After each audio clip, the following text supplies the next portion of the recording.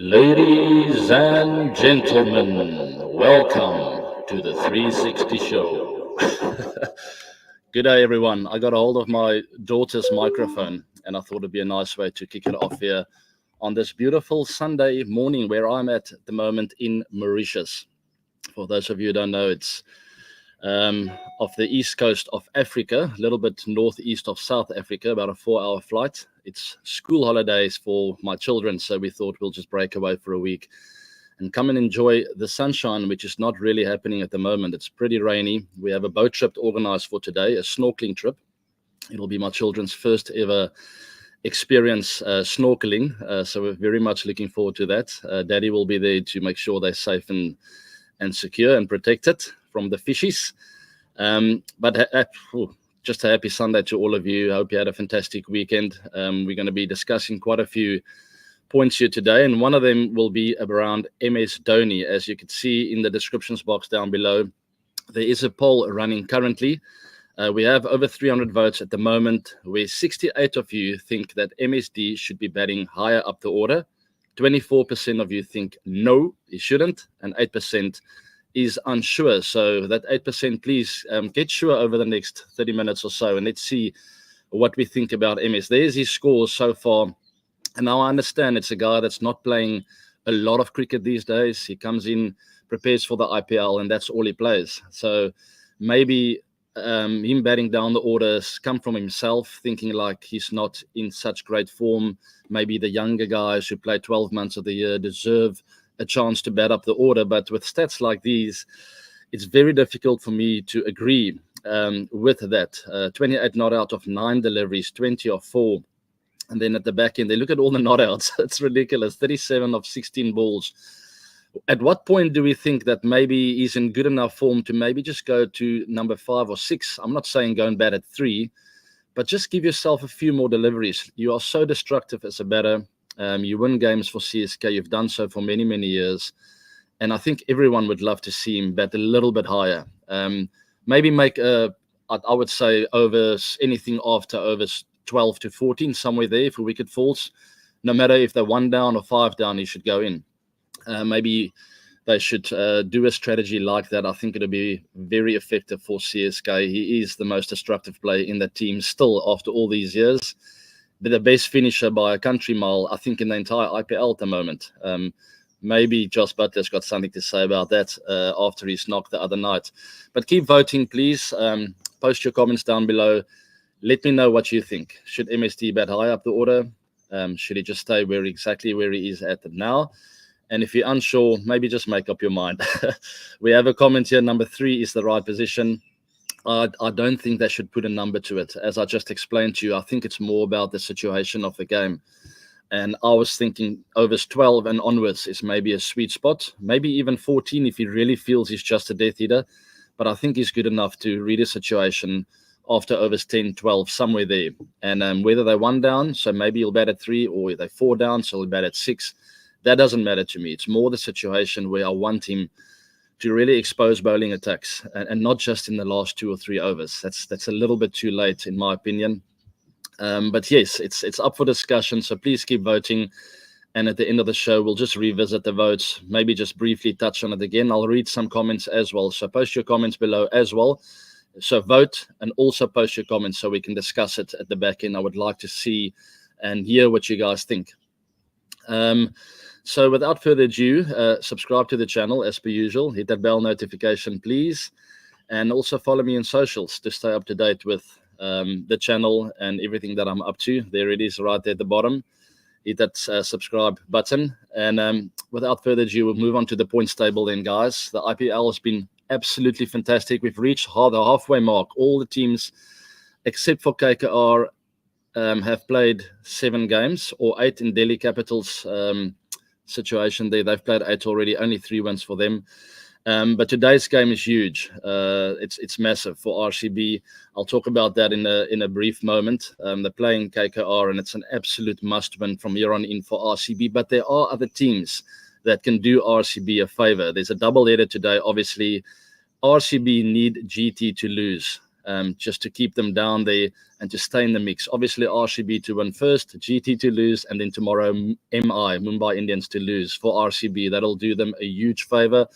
And it's pretty sad that at this stage of the tournament already, we've just reached their halfway mark at least, that RCB already must start thinking of other teams having to do them favours, So unfortunately, it's self-inflicted. They haven't played the best cricket, but it's still not too late. I've been saying that with every game for the first 7. It is really not too late, and they just need to start moving as soon as possible. Okay, so there's the points table. RR still at the top. They've played fantastic cricket. SRH have made a huge play in the last few weeks, winning a lot of games, playing incredible cricket, and that batting lineup seems to be one of the best batting lineups we've ever seen in the IPL. Everyone in form, everyone at their destructive best. And I don't know if I want to be a bowler in the tournament, bowling to those guys at the moment. It looks brutal. As I have quite a few birds here joining in on the 360 show. It's absolute chaos here. So that's the points table for you. Pretty balanced, except for the bottom 2 there, really having to make a play. Punjab and RCB need some wins under the belt as soon as possible. But let's see how they go from here on in. They need some momentum. We'll move on to the orange cap then and the purple cap. Right at top of the orange cap list, no surprise to me, my good friend Virat Kohli. In a losing cause with RCB, a team that's not been playing well, for him to still come out and score 361 in those first 7 games, absolutely phenomenal. I know there's been some criticism about them maybe batting a bit slow up the order or in the power play. I don't think that's the case. I think from over 7 to 15, maybe we can up it a bit in that department. We need a bit of confidence in that middle order. I keep saying we because I obviously played the majority of my games at RCB and still feel like it's my team. So Virat at the top of the order there, incredible. Travis Head, not far behind, and it's got to be added. His strike rate is absolutely outstanding. And maybe it is time for the orange cap in the future to maybe add that in. And you should be getting some bonus points if you strike it like he is at the moment. Absolutely incredible. Riyan Parag, Rohit Sharma, KL Rahul. There's your top run scorers chasing for that orange cap. Generally speaking, you'll see opening batters feature on that list, something that I have ranted about before. It would be great to see batters 4, 5, and 6 also take part in that tournament or that award. Anyway, top wicket takers, Mr. Bumrah, no surprise here. The purple cap, top of the list. He's been incredibly stable for Mumbai Indians. Match winner. He's also the go-to guy when the pressure's on, when you need to keep the run rate down. He's the jack of all trades in all formats, in all situations, everywhere in the world. Simply outstanding, best bowler in the world. It's best team in the world, in my opinion, at the moment. Yuzi Chahal, as good as ever. I have spoken about RCB releasing him before. Big mistake. It'll always be a mistake. That'll never change. Anyway, Yuzi's there on 12. Gerald Coetzee, fellow South African. It's nice to see him featuring there. Would be nice to see Rabada. I don't think he's too far behind to Rabada to kick up there as well over the next few weeks. The Fizz, the Bangladesh fast bowler, left armer.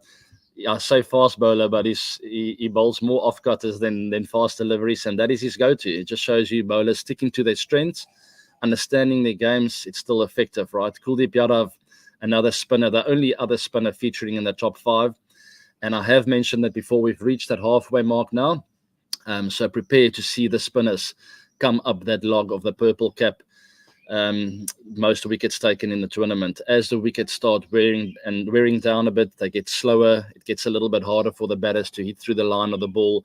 You'll start seeing guys like Ashwin, Chahal, Kuldeep Yadav, Sunil Narayan, Rashid Khan featuring towards the back end of this tournament. Rahul Detarwal, thank you very much for being a super fan there at the bottom, as you can see.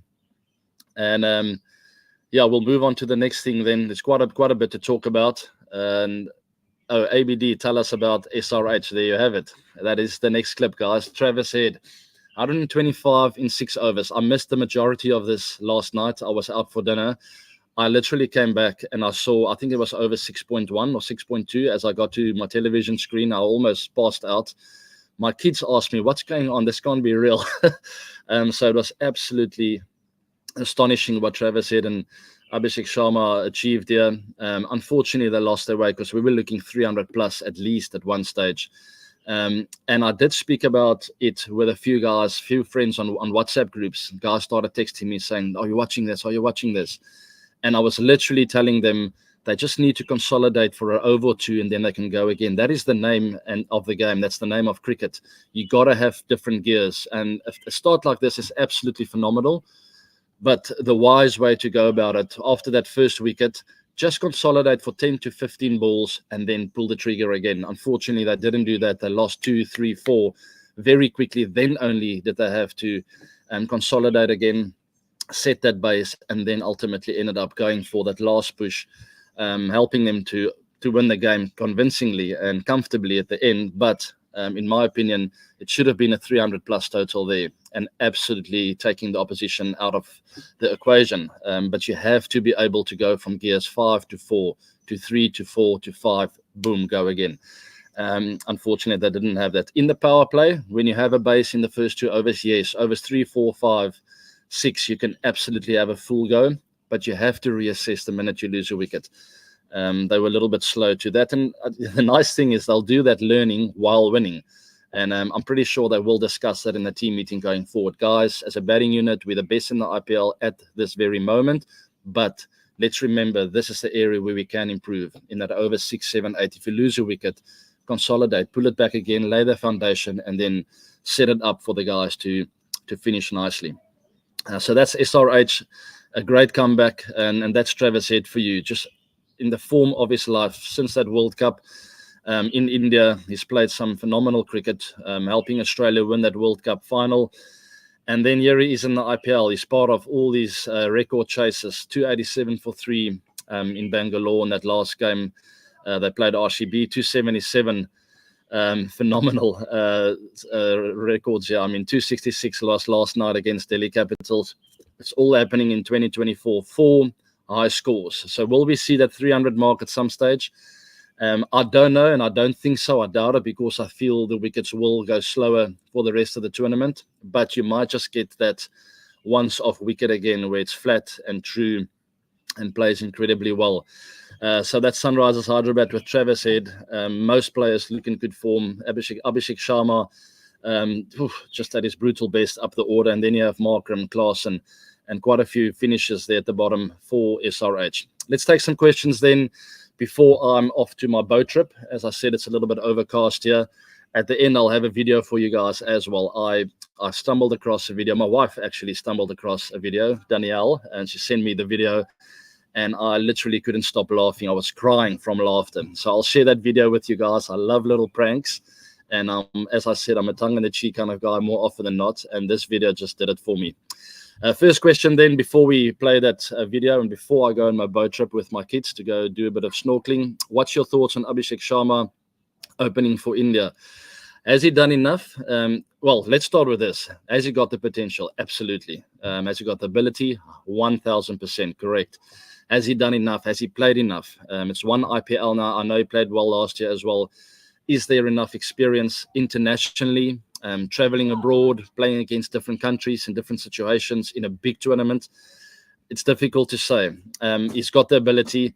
It's a tough call because it's quite it's very I'm on that traffic word again. It's highly dense and populated at the top order for India. It's going to be difficult to break in there and to justify a selection for Abhishek Sharma, because there are a lot of other guys like Jaiswal, Virat is up there, Rohit Sharma, you name it. There's a lot of opening batters, a lot of batters in form in that middle order as well. I don't know where you're going to find a spot for him. It would be sad not to see him there, but I'm pretty sure the selectors will have a plan. If it's not this World Cup, it will be leading into the future. Maybe after the World Cup, start exposing him slowly to some international series, preferably at home first, giving a taste for the international scene up the order, opening, and then you expose him to big tours, big World Cups, and must-win situations away from home. So yes, it's big competition for spots there up the order. So it's not an easy selection. The IPL's not done though. If he scores another a couple of hundreds leading up to the end of this tournament, part of the batting unit that maybe helps SRH win this tournament, stuff like that, it's going to be difficult just to ignore him. But good luck. You need a big balance between experience and youth. There's a lot to think about for the selectors. So I don't know. I hope I explained that to the best of my ability, or I try to at least. I hope you guys understand. He's got the capability. Everything is there, but has he played enough international cricket? And is he ready to be exposed to the biggest stage away from home under pressure with the whole of India following? I don't know. Thanks for that. Let's move on to the next question then. What does RCB need to do to turn around their tournament? They need to start winning. And I need a couple of teams, I think GT and MI stand out to me, to do them favors by losing. So that, in my humble opinion, is the scenario right now. That is the next game. It's KKR and RCB. It's at Eden Gardens, so it's a lot of away games for RCB ahead as well. Unfortunately, they didn't do themselves a favor by losing at the Chinnaswamy quite a few times already. So it's that home fortress is not there this year, but maybe they'll find a bit of comfort away from home, and it will start here at Eden Gardens, 3:30 p.m. IST today, on the 21st of April. I'll be glued in front of my television screen, hoping for Faf and Virat and the rest of the team to make a comeback and to just get that first W after quite a few losses in a row. Get that W under the belt, and then hopefully, as I said, some favors from other teams, because if you do get the favors, you might have the room to lose one more game somewhere along the line. It's quite a daunting task to think we got to win 7 out of 7, 6 out of 7, there's a little bit of room for breathing, room for error. It's difficult just to go out and in the IPL, mostly away from home, go 7-7. It is possible. It's been done before. It's not impossible. But let's start with a W. I think if I have to be a bit more technical, maybe a little bit more impetus in the first 6 overs if the foundation is laid. If we don't lose a wicket, especially at the Eden Gardens, you don't lose a wicket in the first 3-4 overs. You have to expose the bowling attack in overs 4, 5, 6. So hopefully Faf and Virat get a good start again today, and then just pull the trigger a little bit earlier at the back end of the power play. Then consolidate again over 7, 8 to set up that platform to pull the trigger again overs 9, 10, 11. Then you can afford to lose 1 or 2 wickets, and the new batter takes a bit of time, and then it's all set up for the back end. So in the batting department, maybe that's one area, if we do get a good start, to maybe pull the trigger in patches, consolidate to gears 3 and 4, and then go to gear 5 again when the time is right. If we lose wickets in the power play, just sort of assess the situation. So in the batting department, that's one area where we can work on. Of course, at the back end, we look fine with DK there in great form. He's been phenomenal. And then with the bowling department, I think we need to bring in a wrist spinner rather sooner than later. Just a little bit of X factor. Nothing against our spinners, but it looks pretty stock standard and dull in a way. It's world-class bowlers, don't get me wrong. I love watching them play, but a little bit one-dimensional. You know what I'm saying? You almost got to wait for the right batters to bowl the left-arm spinner, for the right left-handers at the wicket to bowl your right-arm spinner. It's a little bit all over the place. I feel Will Jacks is a fantastic off-spinner, but he's not a front-line wicket-taking spinner. He's done well in the SA20, but I just think we're lacking a little bit of X factor. Someone who turns it both ways, who can come on when there's a new bat at the wicket and sort of just go bang, bang for the boys. That's one area where I think we can improve.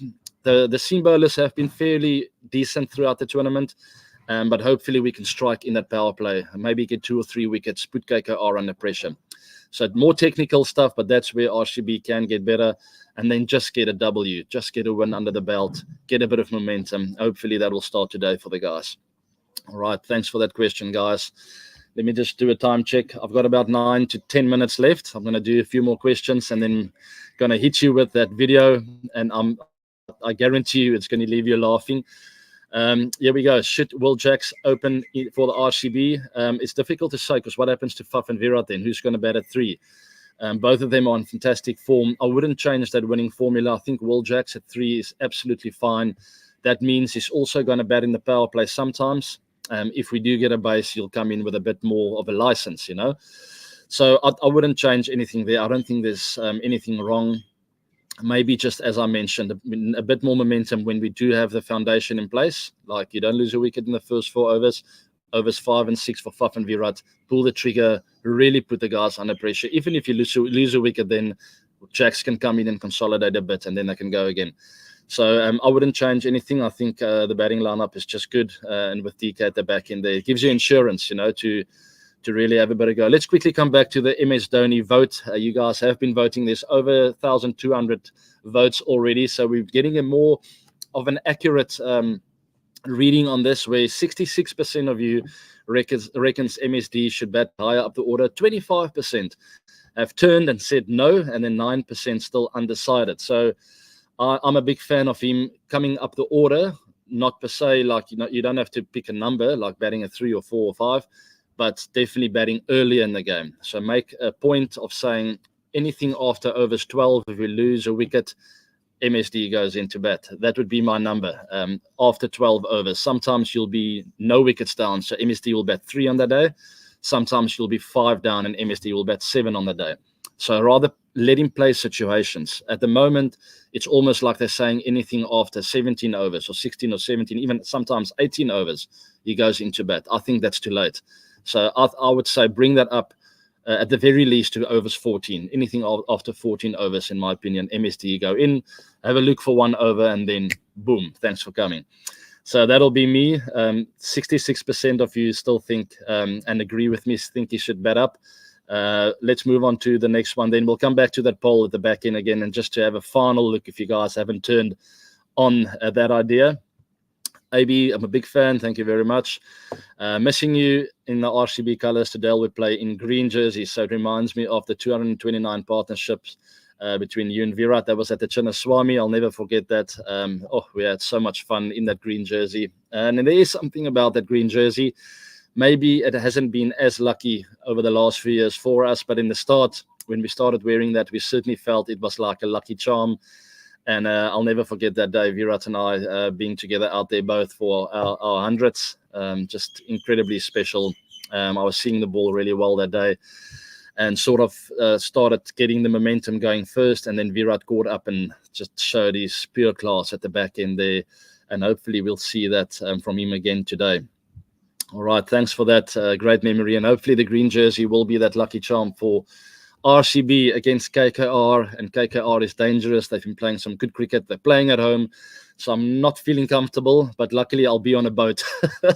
I'll close my eyes on this one, guys. I'm not even going to watch because it's a must win. Dinesh Karthik is the next question. Tell us about him.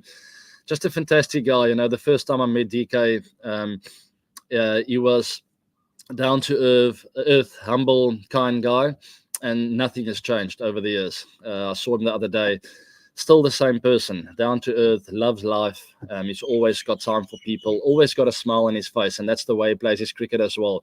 He's got all the scoops coming out these days, and his power game is also simply outstanding. So a big addition for RCB over the last few years. He's been great.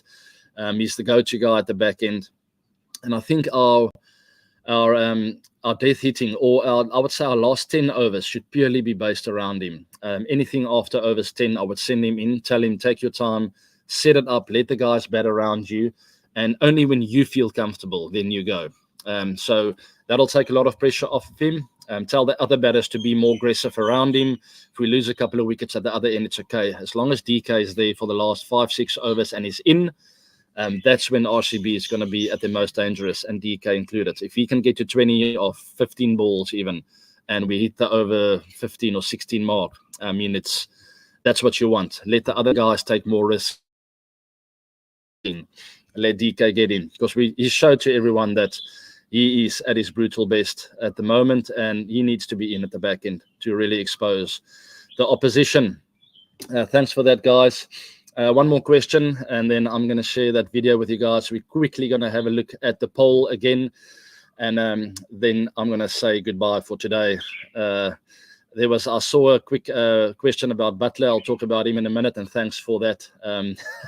Sorry, we're just around here. To all your super fans out there we go. General Raval, thank you very much. I really appreciate you guys. Thanks for being diehard supporters of the 360 show. It means a lot to me. I love talking about cricket, about life, about the IPL, which is currently going on, and so much more. So stay tuned, keep subscribing to the channel, and thank you very much to all the super fans. Tell us about Jos Buttler. Now, I've been very fortunate to have become good friends with him. I FaceTimed him the other night because my boys are huge fans, and he answered after the game with, obviously, Mr. Always Present, Yuji Chahal, next to him. My boys had the opportunity to briefly say congratulations to him.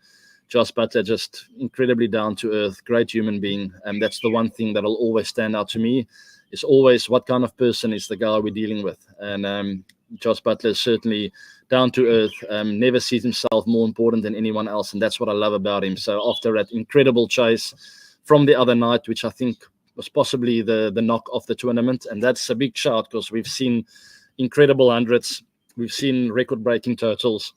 I still think in a chasing scenario, under the pump with lots of wickets going down all over the place, I think there were 8 down at the end, just staying calm and composed and still batting at a very high strike rate and having the ability and the skill set to finish in that chase against KKR at Eden Gardens, away from home, right? Batting second when the wicket's a bit slower. 107 of 60 balls. I know it's not 100 of 30 balls, but it's in a chasing course. So he played the situation, and that's what I love about Jos Buttler. He's got the ability to go from gears 1 to 5 and just play with that. Read the situation, look at the scoreboard, understand what's required in that moment. Don't let your ego or what your mind is telling you about what you should be doing get too far ahead. Stay with the moment, read the situation, try and understand what the captain is trying to do. Are they trying to get wickets? Are they scared and just trying to contain and bring the run rate down? Are they feeling the pressure? Are we under pressure? What's the rate required? What's the wicket doing? Is it getting slower? Is the ball getting older? Is it skidding on? Is there dew on the outfield? Is it going to skid on and get easier the last 5 overs? So should I maybe go to gear 5 now and then take less risk at the back end, or vice versa? So that's all the stuff that goes through a batter's mind, especially at the back end when you're losing wickets and you're under pressure because you're chasing. So take all of that into consideration, and then you think about that 107 of 60 balls again, and the guy answering the phone after the game and still saying, Abes, thank you very much, and hi to my kids. Just a great person, and he deserves every little bit of credit coming his way. And RR as well, they're just looking a great place at the moment. It doesn't look like they have a lot of ego players, everyone playing for the cause, and that's to win games of cricket and to play a great brand. So congrats to them, and well done to Josie Buttler. So one last question then. We're moving on to this one. The playoffs. It's the $1 million question. Everyone wants to know who's going to be the top 4 teams, and that's really difficult to say. Obviously, RR, KKR at the top there, SRH, they all have put up their hands in the first part of the tournament. But what's happened in the first 50% of this tournament can reverse at the back end. It's unlikely. Of course, the guys putting up their hands, and it'll be easy for me just to go with the top 4. But I think Mumbai Indians. I don't know if all my RCB fans want to hear that. I think Mumbai Indians have a trick up their sleeves. I do feel they might slip in at the 4th spot this year.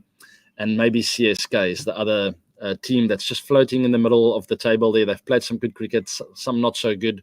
Hopefully MSD will move up the order. Not move up the order, I explained it to you guys earlier, but bat maybe after overs 13, 14, get a bit more of a time to show his true talent. So I do think CSK, Mumbai Indians, I don't know if there's play for both of them there, but I do think 1 or maybe 2 or both of them will find it into that 4th and 3rd spot. But that means either SRH, KKR, or one of the top teams, RR, will have to start playing bad cricket, which I think is unlikely. So I've mentioned 5 teams to you guys now. That's very likely to be there at the back end. Whether that's going to happen or not, I don't know. And I have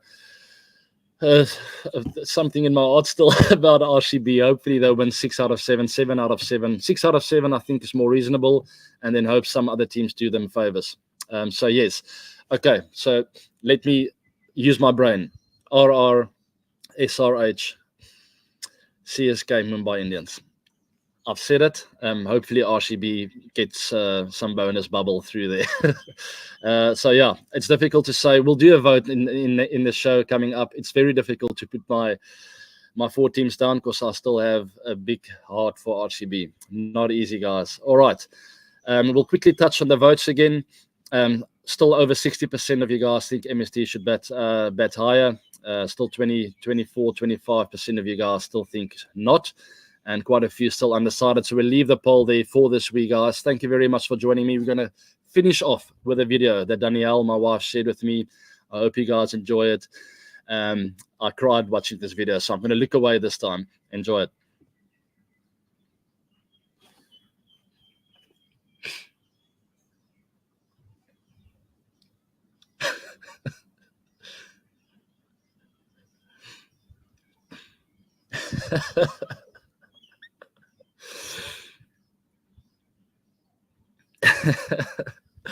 I meant to hit you in the leg. It's absolutely hilarious. I hope you guys enjoy that. It's too much to handle for me. I love that kind of stuff. That's why you should never pull a prank on your wife, right? Because they really care about us husbands, right? They love their husbands. They try and punch them in the leg, and then it goes wrong. Thank you very much for joining me this week, guys, for the 360 Live. Thanks for all the votes with the MSD poll. It was pretty self-explanatory. All of you sort of agreed. Most of you agreed with me. Follow me on socials here as well, Instagram, Twitter, and also Facebook to stay up to date. Also subscribe to the channel. They're all my RCB diehard fans. So where are you? There are you. So thank you very much for still believing in RCB. But to all other teams out there, all the very best for the rest of the IPL. To all your cricket loving fans, keep following the 360 show. I will be recording a show in the week again, and then we'll do 360 Live again next week. Thank you very much for joining me. Wish me luck. I'm off to the deep waters of the ocean. I get very seasick. So cross fingers, touch wood. Hope for the best that I won't get sick. And have a fantastic Sunday. Go RCB.